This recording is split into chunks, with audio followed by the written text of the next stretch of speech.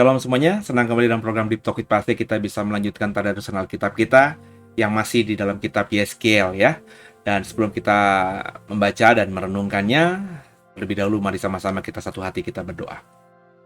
Mengucap syukur Tuhan buat hari ini kami boleh kembali melanjutkan tadarusan Alkitab kami. Bicara kepada kami, jangan satupun kami yang kau lalui.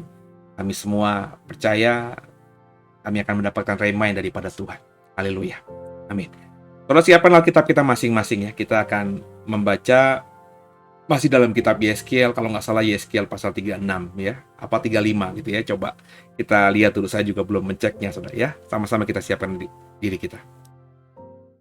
Besar perbuatanmu ajaib, tiada seperti Engkau, tiada seperti Engkau.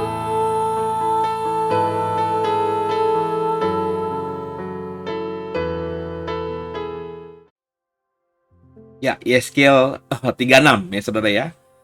Pembaharuan Israel ya. Sama-sama kita baca, ayatnya cukup panjang tadi barusan saya lihat ya. Sama-sama kita baca ya. Hai engkau anak manusia, bernubuatlah mengenai gunung-gunung Israel dan katakanlah, hai gunung-gunung Israel, dengarkanlah firman Tuhan. Beginilah firman Tuhan Allah, oleh karena musuh itu berkata mengenai kamu, syukur, bukit-bukit dari dahulu kala sudah menjadi milik kita.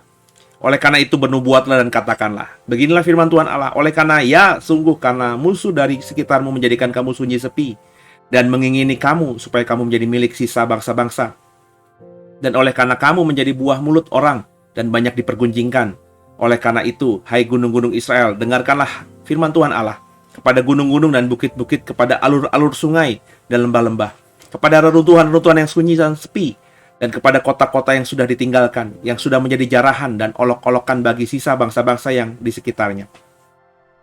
Oleh karena itu beginilah firman Tuhan Allah, aku pasti berfirman dalam api cemburuanku, melawan sisa bangsa-bangsa dan melawan seluruh Edom, dan menentukan tanahku menjadi miliknya dengan segala rasa sukacita dan rasa penghinaan, sehingga tanahku itu dimilikinya dan dapat habis dijarah.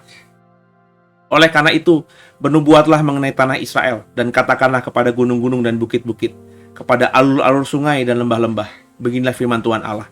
Sungguh, aku berfirman dalam amarah cemburuanku, dan oleh karena kamu sudah menanggung noda yang ditimbulkan bangsa-bangsa. Oleh sebab itu, beginilah firman Tuhan Allah, aku bersumpah bahwa bangsa-bangsa yang ada di sekitarmu sendiri pasti akan menanggung noda mereka. Maka kamu, gunung-gunung Israel, akan bertunas kembali dan akan memberi buah untuk umatku Israel, sebab mereka akan segera kembali. Hatiku akan baik kembali dan aku akan berpaling kepadamu, dan kamu akan dikerjakan dan ditaburi. Aku akan membuat manusia banyak di atasmu, yaitu segenap kaum Israel dalam keseluruhannya. Kota-kota akan didiami lagi dan reruntuhan-reruntuhan akan dibangun kembali. Aku akan membuat manusia dan binatang banyak di atasmu, dan karena akan bertambah banyak dan beranak cucu, dan aku akan membuat kamu didiami kembali seperti keadaan semula, dan akan berbuat baik kepadamu lebih daripada keadaan dahulu. Dan kamu akan mengetahui bahwa akulah Tuhan. Aku akan membuat manusia lalu lalang di atasmu, yaitu umatku Israel. Mereka akan menduduki engkau, dan engkau akan menjadi milik pusaka mereka. Dan engkau tidak lagi terus memunahkan mereka. Beginilah firman Tuhan Allah. Oleh karena orang berkata tentangmu, engkau memakan orang dan engkau memunahkan bangsamu. Oleh karena itu engkau tidak akan makan orang lagi dan tidak akan memunahkan bangsamu lagi. Demikianlah firman Tuhan Allah. Aku tidak lagi membiarkan orang membicarakan noda yang ditimbulkan bangsa-bangsa terhadap engkau. Dan engkau tidak lagi menanggung pencelaan bangsa-bangsa dan tidak lagi memunahkan bangsamu. Demikianlah firman Tuhan Allah. Kemudian datanglah firman Tuhan kepadaku. Hai anak manusia, waktu kaum Israel tinggal di tanah mereka, mereka menajiskan dengan tingkah laku mereka. Kelakuan mereka sama seperti cemarnya Kain di hadapanku. Maka aku mencurahkan amarahku ke atas mereka, karena darah yang dicurahkan mereka di tanah itu. Sedang tanah itu mereka najiskan dengan berhala-berhala mereka. Aku menghamburkan mereka di antara bangsa-bangsa, sehingga mereka berserak-serak di semua negeri. Aku menghakimi mereka selaras dengan tingkah lakunya. Di mana saja mereka datang di tengah bangsa-bangsa, mereka menajiskan namaku yang kudus, dan dalam hal orang menyindir mereka, katanya mereka umat Tuhan, tapi mereka harus keluar dari tanahnya. Aku merasa sakit hati karena namaku yang kudus yang dinajiskan oleh kaum Israel di tengah bangsa-bangsa di mana mereka datang. Oleh karena itu katakanlah kepada kaum Israel, beginilah firman Tuhan Allah. Bukan karena kamu aku bertindak, hai kaum Israel, tapi karena namaku yang kudus yang kamu najiskan di tengah bangsa-bangsa di mana kamu datang. Aku akan menguduskan namaku yang besar yang sudah dinajiskan di tengah bangsa-bangsa dan yang kamu najiskan di tengah-tengah mereka. Dan bangsa-bangsa akan mengetahui bahwa akulah Tuhan, demikianlah firman Tuhan Allah. Manakala aku menunjukkan kekudusanku kepadamu di hadapan bangsa-bangsa, aku akan menjemput kamu di antara bangsa-bangsa dan mengumpulkan kamu dari semua negeri dan akan membawa kamu kembali ke tanahmu. Aku akan mencurahkan kepadamu air jernih yang akan mentahirkan kamu dari segala kenajisan dan dari segala berhala-berhalamu. Aku akan mentahirkan kamu. Kamu akan kuberikan hati yang baru dan roh yang baru di dalam hatimu, dan aku akan menjauhkan dari tubuhmu hati yang keras dan kuberikan kepadamu hati yang taat. Rohku akan kuberikan diam dalam batinmu, dan aku akan membuat kamu hidup menurut segala ketetapanku dan tetap berpegang pada peraturan-peraturanku dan melakukannya. Dan kamu akan diam di dalam negeri yang telah kuberikan kepada nenek moyangmu, dan kamu akan menjadi umatku dan aku akan menjadi Allahmu. Aku akan melepaskan kamu dari segala dosa kenajisan, dan aku akan menumbuhkan gandum serta memperbanyaknya, dan aku tidak lagi mendatangkan kelaparan atasmu. Aku juga memperbanyak buah pohon-pohonanmu dan hasil ladangmu, supaya jangan lagi menanggung noda kelaparan, supaya kamu jangan lagi menanggung noda kelaparan di tengah bangsa-bangsa. Dan kamu akan teringat-ingat kepada kelakuanmu yang jahat dan perbuatan-perbuatanmu yang tidak baik, dan kamu akan merasa mual melihat dirimu sendiri karena kesalahan-kesalahanmu dan perbuatan-perbuatan yang kecil. Bukan karena kamu aku bertindak, demikianlah firman Tuhan Allah. Ketahuilah itu. Merasa malulah kamu dan biarlah kamu dipermalukan karena kelakuanmu, hai kaum Israel. Beginilah firman Tuhan Allah. Pada hari aku mentahirkan kamu dari segala kesalahanmu. Aku akan membuat kota-kota didiami lagi, dan reruntuhan-reruntuhan akan dibangun kembali. Tanah yang sudah lama tinggal tandus akan dikerjakan kembali, supaya jangan lagi tetap tandus di hadapan semua orang yang lintas daripadamu. Sebaliknya, mereka akan berkata, tanah ini yang sudah lama tinggal tandus menjadi seperti Taman Eden, dan kota-kota yang sudah runtuh sunyi sepi dan musnah sekarang didiami menjadi kubu. Dan bangsa-bangsa yang tertinggal yang ada di sekitarmu akan mengetahui bahwa akulah Tuhan yang membangun kembali yang sudah musnah dan menanami kembali yang sudah tandus. Aku Tuhan yang mengatakannya dan membuatnya. Beginilah firman Tuhan Allah. Dalam hal ini juga, aku menginginkan supaya kaum Israel meminta daripadaku apa yang hendak kulakukan bagi mereka, yaitu membuat mereka banyak seperti lautan manusia, seperti domba-domba persembahan kudus, dan seumpama domba-domba Yerusalem pada waktu-waktu perayaannya. Begitulah kota-kota yang sudah runtuh penuh dengan lautan manusia. Dengan begitu mereka mengetahui bahwa akulah Tuhan. Haleluya. Ya, Bapak Ibu, dari ayat-ayat Yeskiel 36 yang kita baca tadi, jelas tergambarkan bagaimana Tuhan akan memulihkan Israel. Ya. Cuma yang menariknya, Tuhan berjanji akan memulihkan Israel dengan kalimat-kalimat, bukan karena kamu, tapi karena kekudusanku. Jadi rupanya, saudara, di dalam Yeskiel 36 ini, Israel nanti akan dipulihkan setelah ayat ini keluar, setelah nubuatan ini diucapkan Yeskiel. Itu bukan semata karena Israel bertobat, tapi karena Tuhan yang ingin membuat Israel itu dipulihkan. Nah, tentu kalau kita ngomong ini, ya ini bisa panjang lebar, bisa kemana-mana. Tapi ayat-ayat ini ketika bertahun-tahun lalu saya dalami, saya renungkan, itu yang membuat saya akhirnya berpendapat. Ya. Saya akhirnya memikirkan, menggumuli, dan mengajarkan kepada orang yang mau saya ajar bahwa kita bisa melayani Tuhan terus dipandang hebat sama orang itu bukan karena semata kita. Dalam bahasa sering saya berkata di mimbar, maafkan saya kalau kalimatnya kasar, bajingan sekalipun, kalau dia berada di mimbarnya Tuhan, Tuhan bisa pakai dia. Ya. Jadi Tuhan memakai dia itu bukan karena hebatnya dia, bukan karena pertobatannya dia, tapi karena kekudusannya Tuhan. Di mana Tuhan tidak mau mengkotori atau menajiskan atau membuat mimbarnya tidak lagi menjadi berkat bagi orang-orang yang datang kepadanya. Nangkap maksud saya? Nah, dengan pemahaman seperti itu, pergumulan seperti itu, ini saya gumuli, saya dalami ketika saya masih kuliah dulu, di awal-awal pertobatan saya. Sebelum saya akhirnya jadi pendeta, jadi pengkhotbah, punya waktu khusus, terjadwal khusus untuk menyampaikan firman Tuhan.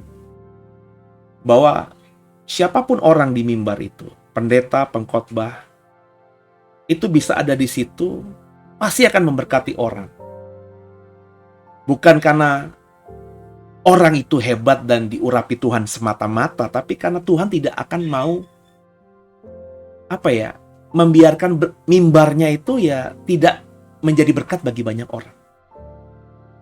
Sehingga dulu sebelum saya jadi pengkhotbah, saya sudah berpikir, sudah mengimani bahwa ya siapa aja bisa Tuhan pakai ketika berdiri di mimbarnya Tuhan itu.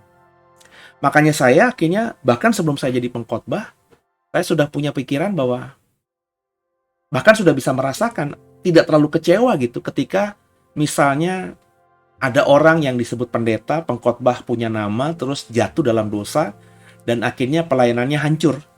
Ya, karena dulu saya berada di sebuah gereja yang sangat kelihatan sekali kalau pengkhotbah itu punya salah gitu ya, itu pasti nggak terjadwal lagi. Ya itu dalam budayanya seperti itu, sehingga ketika saya bahkan dulu tidak terjadwal lagi dalam gereja itu juga banyak orang bertanya kenapa saya gitu ya. Padahal sih kalau ngomongin jujur, saya ngomong di depan semua orang ini ya, di dalam sosial media, di dalam channel YouTube ini bahkan bisa diakses siapa saja. Saya tidak buat sesuatu yang salah ya. Yang saya ajarkan itu kebenaran ya. Cuman ada orang-orang saja yang tidak suka sama saya, yang mengedit khotbah saya, memotong-motong. Ya, Bapak Ibu ingat kasusnya Ahok ya, itu khotbah atau pidato dia di tengah warga Kepulauan Seribu yang dipotong-potong ya, sehingga akhirnya dituduh menista agama dan masuk penjara, dan peluangnya untuk berkarir secara politik akhirnya hancur. Ya itu yang terjadi sama saya juga ya. Tapi ya saya maklumkan karena memang di gereja lama saya itu budayanya seperti itu. Kalau ada pendeta nggak terjadwal lagi, karena setiap orang yang jadi pengkhotbah di gereja itu kalau sudah muncul namanya pasti akan terjadwal rutin di hari Minggu. Kalau nanti sudah dianggap bagus ya, itu muncul di tengah minggu, dan itu memang aturannya, ritmenya begitu. Sehingga kalau tidak ada lagi namanya berminggu-minggu, berbulan-bulan, ini pasti ada sesuatu. Dan biasanya dulunya yang tidak terjadwal lagi ya ada masalah, isu perjinahan ya, keuangan dan lain sebagainya. Nah, yang saya mau katakan, ketika dulu saya masih ada di gereja itu sebelum jadi pengkhotbah, ya saya tidak kaget gitu ketika ngelihat ada orang yang khotbahnya bagus tiba-tiba dapat kabar tidak lagi dijadwal di gereja itu karena punya perempuan idaman lain, atau selingkuh atau jinah dengan perempuan lain. Dan ya dipanggil dan akhirnya mengaku dan akhirnya tidak terjadwal lagi, hukumannya seperti itu. Ya saya tidak pernah kecewa gitu, dalam artian kenapa kok bisa begitu Tuhan?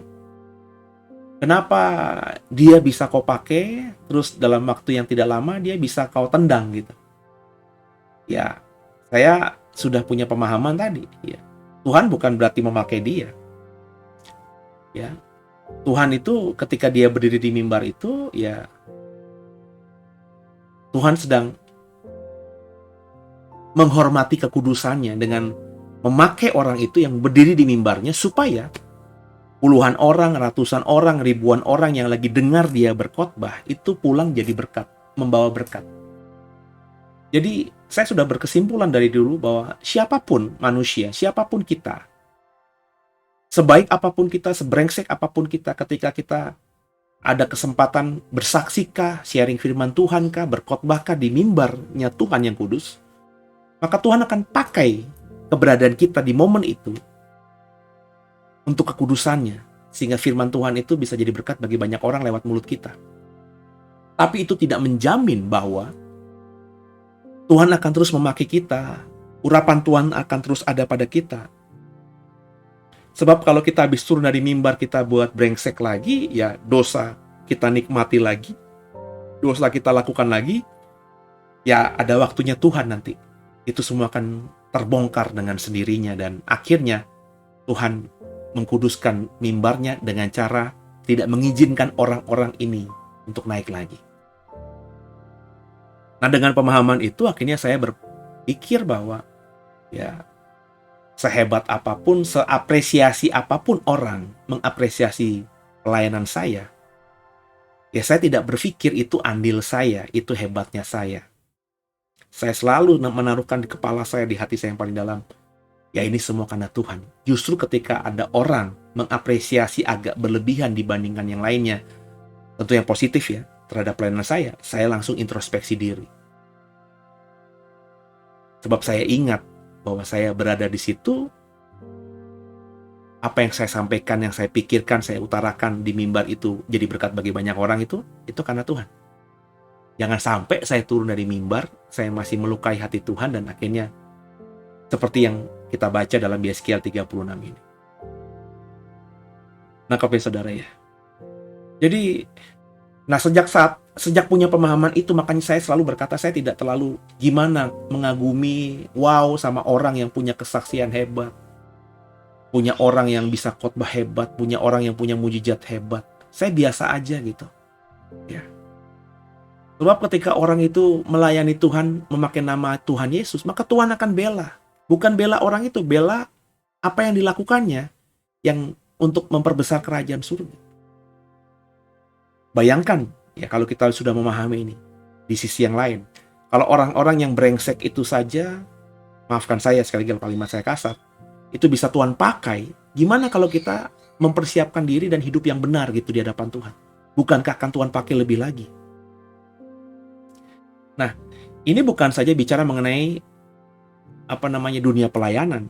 Yeskiel 36 ini bicara mengenai kehidupan orang Israel.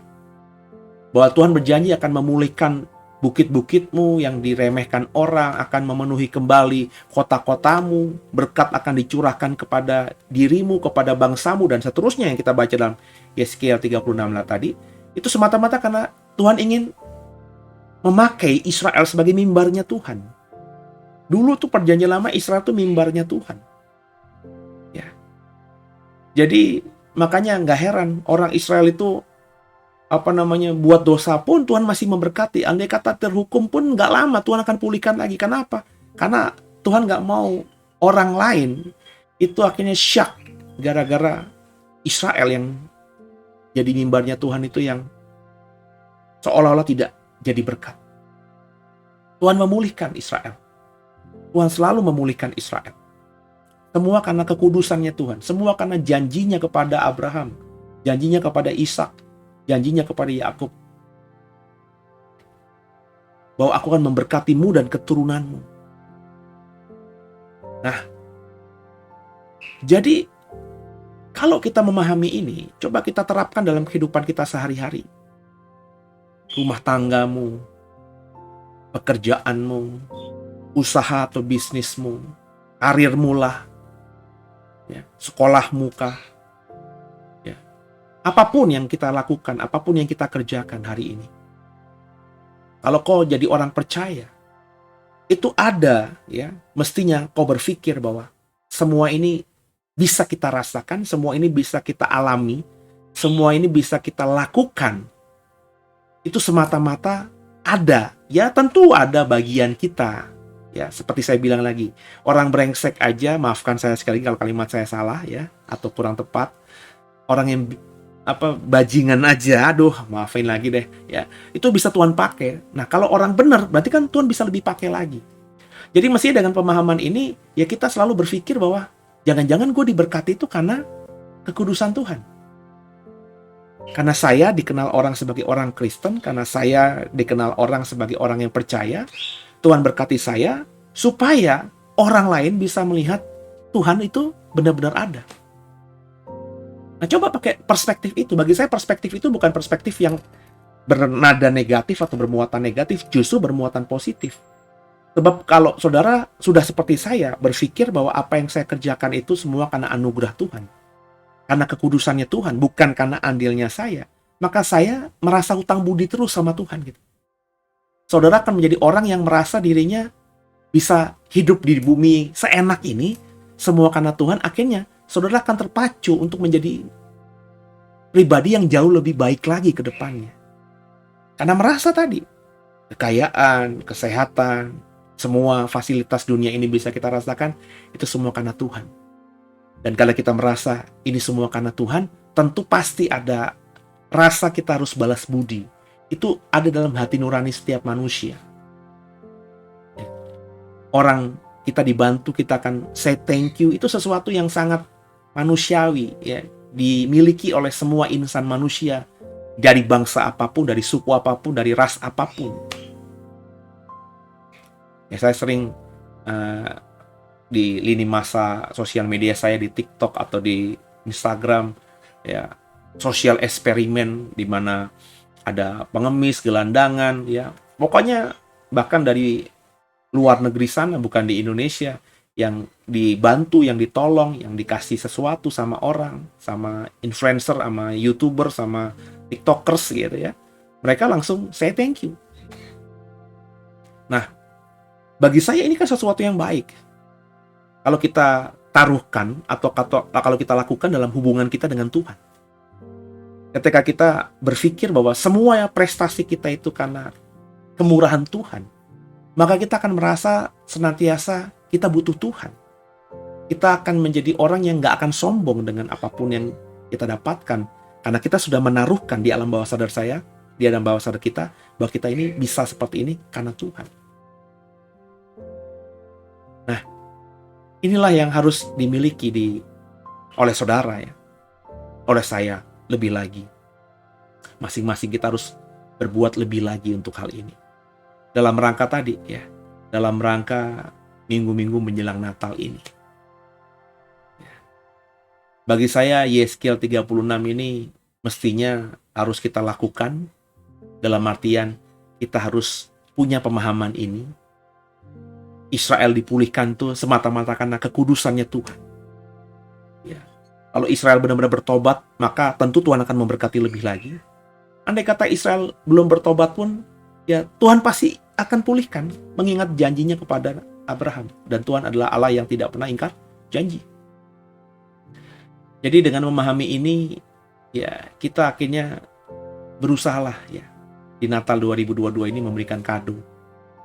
Bukan sesuatu yang mahal untuk Tuhan, sebab kado apa yang bisa memuaskan Tuhan? Maafkan saya kalau kita ukurannya mahal, sebab semua yang ada di bumi ini punya Dia, gitu kan. Jadi berilah sesuatu kepada Tuhan yang memang Tuhan harapkan, yakni kau benar-benar memposisikan atau mendudukkan dirimu dalam hubunganmu dengan Tuhan yang paling tepat. Ya. Mensyukuri semuanya. Memahami bahwa kita bisa hidup hari ini bukan karena fasilitas yang kita dapatkan dari kerja keras kita semata-mata, tapi semua karena anugerah Tuhan. Kemarin saya lihat atau mendengarkan podcast dua orang selebritis kita gitu ya. Yang dua-duanya sekarang ini dalam posisi secara ekonomi baik. Tapi dua-duanya berkata bahwa ya ternyata materi tidak bisa membuat bahagia. Yang satu masih mencari kebahagiaan. Dulu gue pikir, kata dia gitu, ya waktu gue kecil jadi artis tuh enak, bisa kemana-mana, punya fasilitas apa-apa, muncul di TV, rumahnya bagus, kaya raya dan lain sebagainya.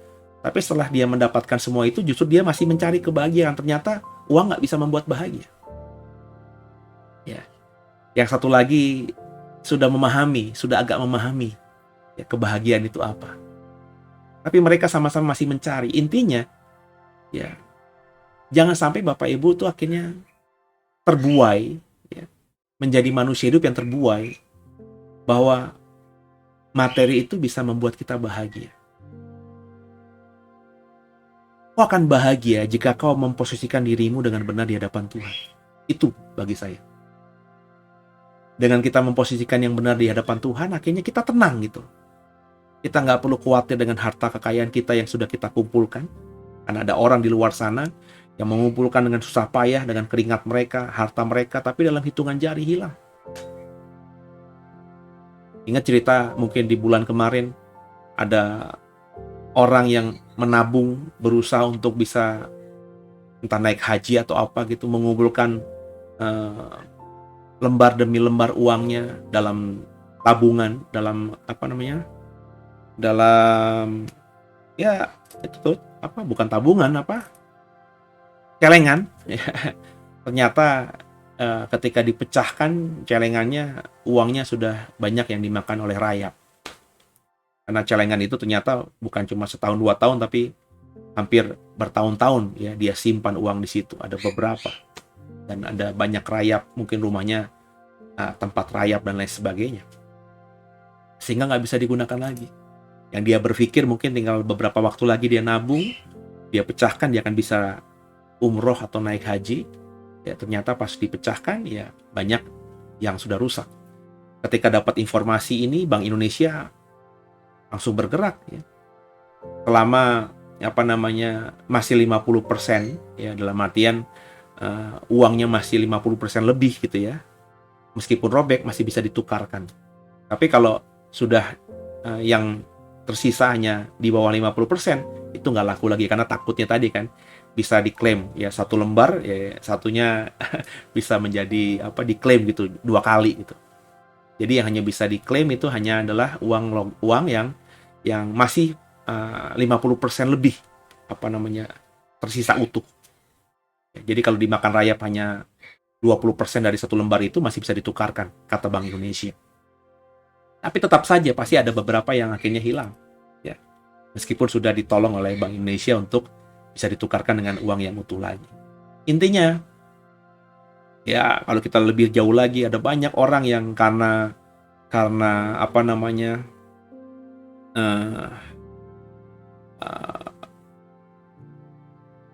kecanggihan teknologi ya, seperti apa namanya ya, bermain saham ya, atau juga bermain yang digital, saudara ya, itu bisa hilang.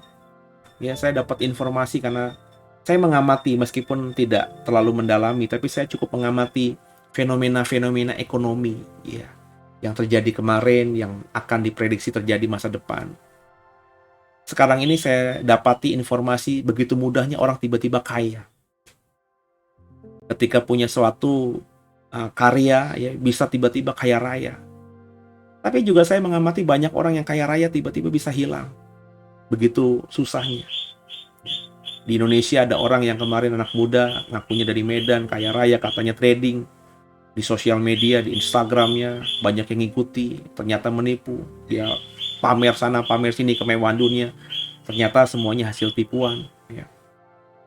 Hasil mendapatkan keuntungan dari menyusahkan orang. Dan akhirnya diproses pidana. Semua kekayaannya, semua asetnya disita. Ya nggak tahu masih ada yang tersisa apa nggak. Mungkin saja masih kalau dia pintar. Ya, tapi dia sedang diproses hukum. Ada di Bui sekarang ini. Saya nggak tahu hukumannya berapa lama. Tapi paling tidak seenak-enaknya Bui, dia akan kehilangan waktu bertahun-tahun di sana. Yang saya mau katakan Bapak Ibu bahwa ya inilah faktanya. Ya, bahwa kita harus menyadari supaya kita tidak seperti itu. Kita harus memahami diri bahwa apa yang terjadi atas diri kita semua karena Tuhan. Yeskiel 36 menjelaskan bahwa Tuhan memulihkan Israel bukan karena hebatnya Israel, bukan karena pertobatannya Israel, bukan karena semata Israel berpaling kepada Tuhan. Dia lakukan semuanya itu karena kekudusannya Tuhan. Dia sudah memilih Israel sebagai umatnya, maka dia pasti akan menjaga itu, supaya pemilihannya atas Israel itu tidak ditertawakan oleh orang lain. Orang lain boleh mentertawakan Israel, tapi orang lain tidak boleh mentertawakan Tuhan. Sebab ketika orang mulai mentertawakan Tuhan, ya, kekudusan Tuhan akan dilecehkan. Dan Tuhan akan membela dirinya sendiri. Israel nggak bisa membela Tuhan. Maka Tuhan harus membela dirinya sendiri dengan cara apa? Dia pulihkan Israel. Supaya orang tetap percaya, bisa melihat, bisa mengamati. Ternyata memang Israel itu bangsa pilihan Tuhan. Sejahat apapun dia, Tuhan tetap memulihkan Israel. Terlebih ketika Israel bertobat, Tuhan pulihkan lebih luar biasa lagi. Allah Israel adalah Allah yang hidup. Kalau kau memahami ini, Jadilah orang yang sekarang ini, ya cobalah ya, kalau kau mau mencontoh prinsip saya, bahwa apapun yang kita miliki, cobalah taruh dalam pikiranmu, dalam hatimu.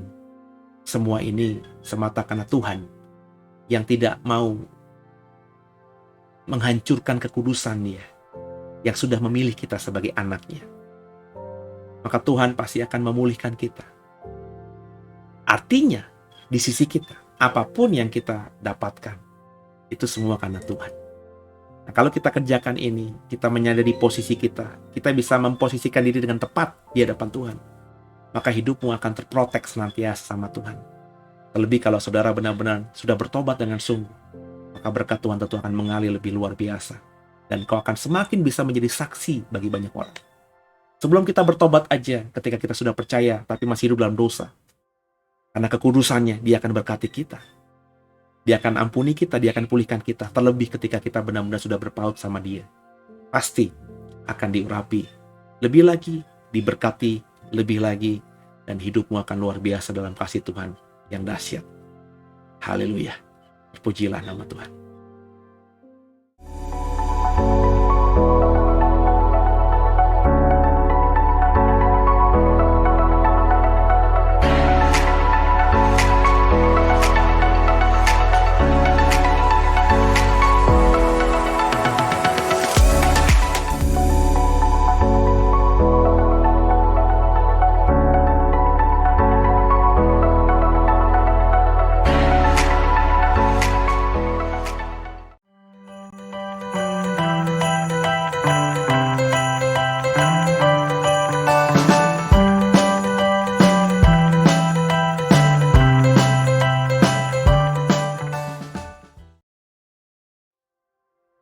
Kasih Tuhan, semoga semuanya diberkati lewat tadarus Alkitab kita di Yeskiel 36 tadi.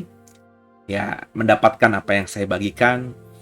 Intinya saya berharap sungguhlah mengajarkan kepada saudara untuk punya prinsip bahwa ya kita ini ada hari ini dengan segala-galanya, entah yang masih kurang, entah yang sudah berlebih, itu semua karena Tuhan.